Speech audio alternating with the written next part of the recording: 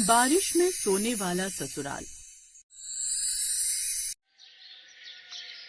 ममता जैसे ही ब्याह कर अपने ससुराल पहुंची तो देखा उसके ससुराल में चारों तरफ दीवारें थी, बहुत सारे कमरे थे, हर कमरे में बेड था, अलमारी थी, बहुत अच्छा किचन भी बना था, लेकिन पूरे घर में कहीं पर भी छत नहीं थी। ये देखकर ममता दंग रह गई। इस घर में सब कुछ है लेकिन छत क्यों नहीं है? देख बहू, ये हमारे घर की परंपरा है। ये बात ममता को थोड़ी बेवकूफी भरी लगी, लेकिन परंपरा के नाम पर उसने कुछ नहीं बोला। ससुराल में पति विक्रम के अलावा उसके सास ससुर जेठ और ननद थे। जेठानी अब इस दुनिया में नहीं थी। खैर, पहली रसोई की रस्म में जब वो किचन में खाना बना रही थी तब, हे भगवान, यहाँ तो सीधा धूप आ रही है, ऐसे तो मैं यहाँ मर जाऊंगी। वो गर्मी बर्दाश्त नहीं कर पाई और तुरंत बेहोश होकर गिर गई। तभी वहाँ पर उसका पूरा परिवार आ गया।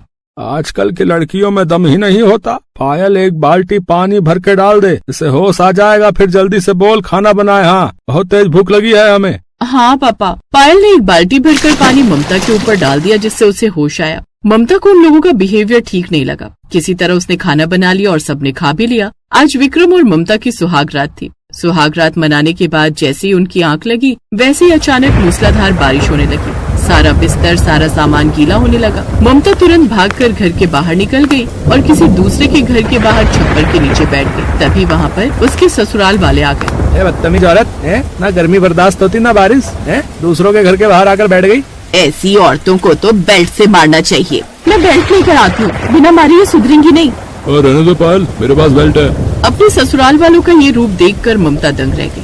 आसमान में बिजली कड़कने लगी, आंधी तूफान आ गया। ससुराल वाले ममता को घसीटकर वापस घर के अंदर ले गए और सारी रात वो लोग बारिश में सोए। लेकिन ममता को नींद नहीं आ रही थी। वो सुबह तक ऐसे ही बैठी रही। फिर दोपहर को उसका परिवार कहीं चला गया। मेरे ससुराल में तो हर कोई बदतमीज है। पूरे गांव में हर किसी के घर में छत है, सिर्फ हमारे घर में नहीं। पता तो करना ही पड़ेगा। ममता अपने घर के बाहर खड़ी हो गई। तभी वहाँ से कुछ औरतें गुजरी। ममता ने उन औरतों को बुला लिया। सुनिए, मैं आप लोगों से एक बात जानना चाहती हूँ कि हमारे घर में छत क्यों नहीं है? क्या सच में हमारे परिवार की ऐसी कोई परंपरा है? लगता है तेरे ससुराल वाले बाहर ऐश करने गए, इसीलिए तू हमसे बात कर पा रही है। बहू, तुम्हारे ससुराल वालों ने कई बार छत बनवाने की कोशिश की, लेकिन हर बार छत गिर जाती थी। बहुत सारे मिस्त्री, इंजीनियर, बहुत सारे तांत्रिकों ने भी कोशिश की, लेकिन जितनी बार वो लोग छत बनवाते थे, छत खुद ब खुद गिर जाती थी। लेकिन इसके पीछे कारण क्या हो सकता है? बहू, जब से तुम्हारी जेठानी ये दुनिया छोड़कर गई है ना, तब से ये घटनाएं हो रही हैं। वरना उसके पहले तो इस घर में भी छत थी। अब हम लोग चलते हैं, वरना अगर धोखे से तुम्हारे ससुराल वालों ने देख लिया तो तुम्हें बहुत मारेंगे। इतना बोलकर वो औरतें वहाँ से चली गई। फिर धीरे धीरे शाम हो गई और ममता ने खाना बनाकर रख लिया। तभी उसके ससुराल वाले पी कर आए। सब लोग खाना खाने लगे। ये कैसा बेहुदा खाना बनाया? तेरे माँ बाप ने तुझे खाना बनाना नहीं सिखाया क्या? है बे? चलो आज इसे कमरे में बंद करके खूब मारते हैं, बहुत दिनों से हाथ साफ नहीं किया। सही कह रही हो माँ, आज 2-4 हाथ तो मैं भी लगाऊंगी उस चुड़ैल को। नहीं, ऐसा मत कीजिए, दोबारा ऐसी गलती नहीं होगी। चुप कर बेगैरत औरत, हम माफ नहीं करने वाले हैं, हमारे हाथों में खुजली हो रही। सारा परिवार मिलकर ममता को मारने लगा। ममता जोर जोर से चिल्लाने लगी। तभी अचानक आसमान में बिजली कड़की और बहुत तेज घनघोर बारिश होने लगी। तो इस तरह ममता पर वो लोग हर दिन जुल्म करने लगे। दोपहर में खाना बनाते वक्त गर्मी की वजह से वो बेहोश भी हो जाती थी, और जब भी पानी बरसता था तो रात भर वो पानी में भीगती रहती थी। उसकी हालत बहुत खराब हो चुकी थी। फिर एक रोज जब उसके ससुराल वाले कहीं गए हुए थे, तब मेरे ससुराल वालों का जरूर कोई न कोई रहस्य है, मुझे उस रहस्य से पर्दा उठाना ही होगा। ममता उस घर के हर कमरे की तलाशी लेने लगी। तभी उसे एक पुरानी डायरी मिली। वो डायरी उसकी जेठानी ने लिखी थी। जब तक मेरी आत्मा को शांति नहीं मिलेगी, तब तक इस घर की छत नहीं टिकेगी। जब जब इस घर की बहुओं पर अत्याचार होगा, तब तक आंधी तूफान तेज होगा। जिस दिन इस घर की किसी बहू ने इन लोगों का विरोध कर दिया, उसी वक्त बारिश थम जाएगी। दरअसल कुछ साल पहले जो हरकतें ममता के साथ हो रही थी, वही हरकतें उसकी जेठानी के साथ होती थी। इन सब से तंग आकर उसकी जेठानी ने एक डायरी लिखकर उसी घर में कहीं छुपा दी और फिर उसने खुद को खत्म कर लिया।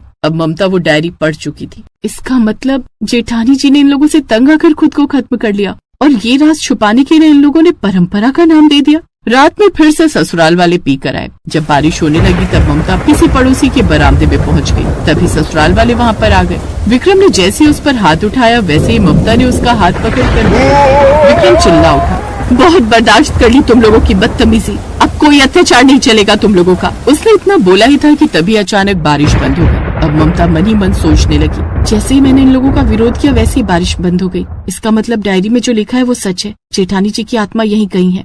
अगले दिन ममता ने ससुराल वालों को घर के अंदर सबको रस्सी से बांध दिया। फिर वो बाहर गई, फिर ढेर सारे मिस्त्री और छत बनाने का सामान लेकर आ गई। तभी मिस्त्री बोला, हाँ बहन जी, फालतू पैसा खर्च मत करो। इस घर में हमने कई बार छत बनाने की कोशिश की, लेकिन वो टिकी नहीं। या तो आज छत टिकेगी या इन लोगों पर ही गिर जाएगी। उसके ससुराल वाले डर गए। बहू ऐसा मत कर, अगर तूने छत बनाई तो पूरी छत हम लोगों के ऊपर ही गिर जाएगी। चुप कर बुढ़िया। जेठानी जी आप जहाँ भी हो, आज मैं आपको मुक्ति दिला कर रहूंगी। ये सारे लोग छत के नीचे दबकर मर जाएंगे आज। धीरे धीरे मिस्त्रियों ने छत बनानी शुरू कर दी। इधर उसके ससुराल वाले, बहू हमें माफ कर दे, आज के बाद हम तुझ पर कोई अत्याचार नहीं करेंगे। सिर्फ मुझ पर? आज के बाद किसी बहू पर, किसी औरत पर अत्याचार नहीं करेंगे। हम सब पीना भी छोड़ देंगे। थोड़ी देर में छत बनकर तैयार हो गई, पर इस बार गिरी नहीं। आंधी तूफान बारिश सब होने लगा, फिर भी छत नहीं गिरी। तभी वहाँ जेठानी की आत्मा प्रकट हुई।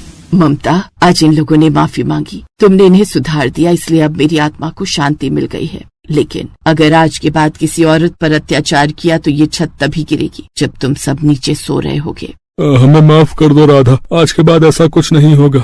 उसकी आत्मा गायब हो गई। उस दिन के बाद सब खुशी खुशी रहने लगे।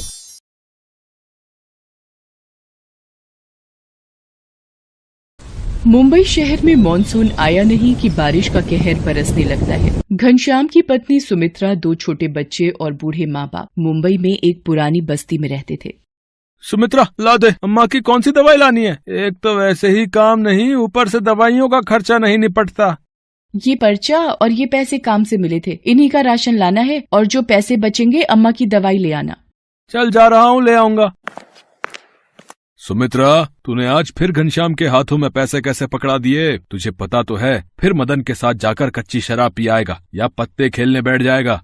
क्या करूँ बापू, जबरदस्ती ले गए कि मैं ही लाऊंगा घर का सामान। पर सुमित्रा, बारिश की वजह से कब हम पर मुसीबत आ जाए, कौन देख कर आया है? माँ, बहुत भूख लगी है। माँ मुझे भी। बंटी, ये 10 रुपए ले, साथ वाली दुकान से छोटी डबल रोटी ले आ। बंटी बराबर की दुकान से डबल रोटी ले आता है। सुमित्रा थोड़े से रखे दूध की चाय बनाकर बच्चों को चाय ब्रेड खिला देती है। दिन बीत जाता है, शाम होने को आ जाती है, पर घनश्याम का कुछ पता नहीं कहाँ गया। रात के 7 बजे। मैंने आपको सुबह राशन और माँ जी की दवाई के पैसे दिए थे, पर आप तो ये तली हुई मच्छी उठा लाए हो। अब तू मेरे खाने पे भी नजर लगाएगी? जान नहीं लाया राशन क्या कर लेगी? अरे घनश्याम, कुछ तो शर्म कर। सुमित्रा घरों में चूल्हा चौका करके थोड़ा बहुत कमाए और तू उजाड़ दे। बाबू, तुम बीच में ना बोलो तो ठीक हो रहेगा। मेरी ही गलती है जो इस मनुष्य घर में आ जाता हूँ। मैं आज बाहर सोऊंगा, और कल तेरी पाई ना चुका दी तो मेरा नाम भी घनश्याम नहीं है। अभी वो नशे में है। बहू, सुबह जब नशा उतरेगा अपने आप ठीक हो जाएगा। अम्मा, ये थोड़े से चावल रखे हैं, बना लो। हाँ बना ले बहू। घनश्याम तो बाहर बरामदे में सो गया है, अब सुबह ही उठेगा। इतनी तेज बारिश हो रही है, सड़कें पानी से भरी हुई हैं। हवा से छप्पर टूट गया तो? सोने दे बहू, बारिश पड़ेगी तो अपने आप अंदर आ जाएगा। सुमित्रा चावल बना लेती है और रात का खाना खाकर सब सो जाते हैं। बारिश और तेज हो जाती है। आधी रात के वक्त सुमित्रा की आंख खुलती है। ये क्या, पूरे घर में पानी? अम्मा, बापू, जल्दी उठो, ये क्या हो रहा है? अरे इतना पानी ये कैसे आया? लगता है बारिश रुकी ही नहीं। क्या करें, बंटी और पूजा को गोदी में उठाओ और बाहर चलो। घनश्याम भी तो बाहर सो रहा था। घनश्याम पर जब टूटे हुए छप्पर से बारिश पड़ने लगती है, उसकी आंख खुल जाती है। ये क्या, इतनी बारिश, पानी की तो नदी बन गई है। घनश्याम जैसे ही चारपाई से उठता है, छप्पर नीचे गिर जाता है। घनश्याम बाल बाल बचता है। तुम लोग रुको, मैं एक एक करके सबको बाहर निकालता हूँ। बंटी, तू मेरे कंधे पर बैठ जा। पूजा, अब मेरी गोदी में आ। घनश्याम बंटी और पूजा को उठा लेता है। सुमित्रा अम्मा का हाथ पकड़ती है। जैसे तैसे वो घर के बाहर सड़क पर पहुंच तो जाते हैं, पर सड़क पर पूरा पानी भरा होता है। ये तो पूरी सड़क पानी से भरी हुई है।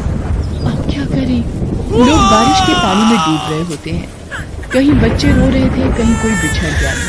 घनश्याम को याद आता है कि मदन के पास अपनी नाव है। सुमित्रा, तुम माँ बापू और बच्चों का ध्यान रखना, मैं अभी आया। पर आप कहाँ जा रहे हो? मुझे तो डर लग रहा है। मुझे याद आया, मदन के पास अपनी खुद की नाव है।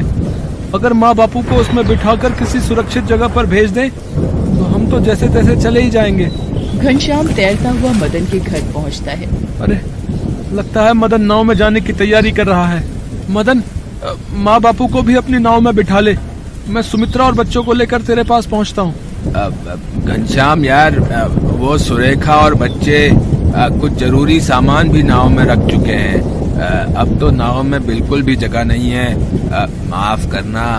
अच्छा, पानी का बहाव तेज हो रहा है, अब मैं चलता हूँ। मदन घनश्याम को साफ मना करके अपने बीवी बच्चों के साथ नाव पर निकल जाता है। घनश्याम वापस आ जाता है। देखा तूने, यारी दोस्ती पालने का नतीजा। आज मुंह पर दगा दे गया वो तुझे बिगाड़ने वाला। अब तो घनश्याम और भी घबरा गया कि कैसे अपने परिवार को बचाए। कोशिश करके एक दूसरे का हाथ पकड़कर वो थोड़ा आगे बढ़ते हैं। सड़क की दूसरी तरफ जाने वाला पुल भी टूटकर रास्ते में गिरा हुआ होता है। अब क्या करें, कैसे उस पार जाएंगे? घबराओ नहीं, एक दूसरे का बस हाथ पकड़े रहो। चलते चलते वो देखते हैं एक रस्सी के सहारे लोगों को सड़क के उस पार ले जाया जा रहा है। इस रस्सी की सहायता से धीरे धीरे आगे बढ़ते रहिए। हाँ जी माता जी, लाओ हाथ दो ध्यान से। रेस्क्यू टीम धीरे धीरे रस्सी की सहायता से सबको सड़क के दूसरे किनारे पहुंचाती है। तभी अम्मा, बापू, वो देखो हेलीकॉप्टर। ये सब लोग हमारी मदद करने के लिए ही आए हैं। हेलीकॉप्टर से रेस्क्यू टीम सभी बस्ती वालों को बाहर निकाल रही थी और एक सुरक्षित स्थान पर घनश्याम और उसके परिवार को छोड़ दिया। शुक्र है, ये बचाव कर्मी अगर ना होते तो हमें कौन बचाता। आज भगवान ने भी हमारा साथ दिया है इन सुरक्षा कर्मियों को भेजकर। पर अब हम क्या करेंगे, वो बस्ती तो उजड़ गई। सुमित्रा, आज मुझे भी समझ आ गया है कि कुछ मित्र सिर्फ मतलब के लिए ही साथ रहते हैं। पर अब हम क्या करेंगे, वो बस्ती तो उजड़ गई। हिम्मत मत हार सुमित्रा, हम यहाँ कहीं आसपास की बस्ती में घर ले लेंगे। मैं वादा करता हूँ, शराब और जुए को कभी हाथ नहीं लगाऊंगा। खूब मेहनत करूंगा ताकि तुम सबको भरपेट भोजन मिल सके। कुछ दिन बाद जब बारिश रुक गई तब घनश्याम ने काम ढूंढना शुरू किया और एक बस्ती